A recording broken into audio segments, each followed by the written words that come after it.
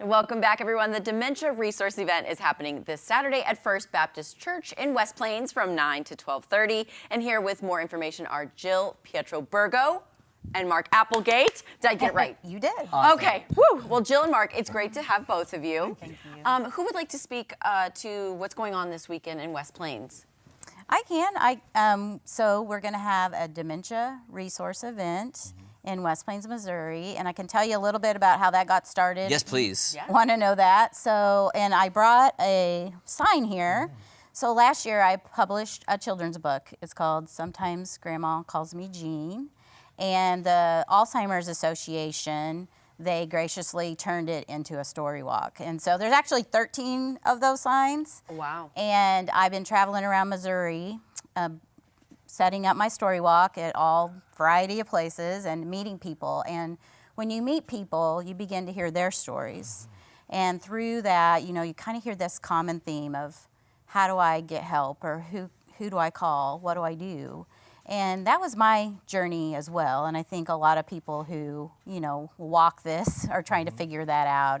And I was at my own support group with Cynthia Hagler. And, you know, I said, Cynthia, I really think people don't know what to do. And what could we do? How could we love our neighbor? How could we help people in our own community? And we began to create this Dementia Resource Event. And so last year was our first year. And this is our second year, and we feel like it's bigger and better because, you know, we saw what we didn't do right last year or what we wanted to change. And so we're really excited to invite people. Yeah. So can you tell us what's going to happen? Like, we've been looking at amazing photos of the event. Oh, okay. Is it for people who might think they have dementia, for family members? Are there screenings? How does that work? We really want it open to anybody. So, like, if you're just wanting to know more about dementia, we want you to come. If you have dementia and you're trying to figure out, you know, what do I do? We want you to come. If you're a caregiver and you're caring for someone with dementia, then this event's for you. So really it's for anyone because I really tell people, you know, that's their first step is educating yourself and getting ahead of things. And so. Yeah. And Mark, you are our facts guy. So how many people would you say, or do you know, are affected per year with dementia? Well, in Missouri alone, there's 130,000, plus their caregivers. So and that's the ones that have been diagnosed. So probably more than that. And then their caregivers, you know, you're talking a couple 100,000 probably. In Howell County alone, I looked it up on the way up here because I have some of those stats. 900 people is the estimated people in Howell County. That's quite a few. I mean, Howell County is not like Greene County. Yes. It's size-wise, so it's there's a tremendous need. And I appreciate exactly what you said, that people don't know where to find stuff. There is some resources out there, but they don't know where to find them a lot of times. And when they come to my support group, I do some support groups too, you get the deer in the headlights look a lot, like, oh, my mom's doing this, what do I do now? Because they've never seen it, never been involved with it. Because there's such a kind of a stigma that no one really likes to talk about it for some reason. So. And speaking of, and I hope you can speak to this, I know either you or somebody has explained it on the show before, but sometimes I need a reminder, the difference between dementia and Alzheimer's. Absolutely. So dementia is the umbrella term kind of all the symptoms of all the things that go wrong, and then Alzheimer's is the most common cause of it. About 2/3 of the cases are Alzheimer's, but there's other types too. Lewy body dementia is what Robin Williams had before he unfortunately passed away. Frontotemporal dementia is what Bruce Willis has. Okay. So there's other types that have literally millions of people that have those too. There's 7+ million that have it now.